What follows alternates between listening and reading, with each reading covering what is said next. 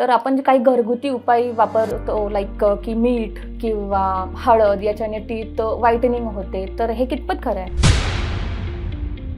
हे मिथ आहे actually.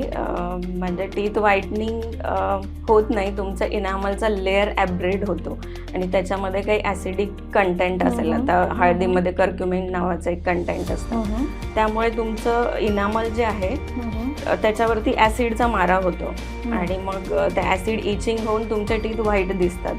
But त्याचं डिसएडव्हान्टेज पण आहे की तुम्ही हळद हे पावडर फॉर्ममध्ये असतं, म्हणजे ॲब्रेझिव्ह आहे ते तुम्ही दातावरती घासलं की तुमचं इनामलचं लेअर विअर होत जातो.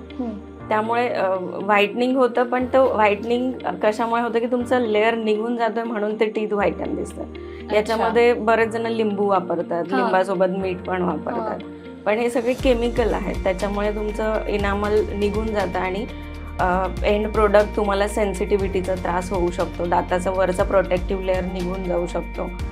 टूथपेस्ट वापरणं खूप गरजेचं आहे आणि त्यासोबत ब्रश वापरणं, म्हणजे ब्रशसोबत टूथपेस्ट वापरणं खूप गरजेचं. तुम्ही फक्त टूथपेस्ट वापरताय आणि ती बोटाने वापरताय तर तेही सजेस्टेबल नाही.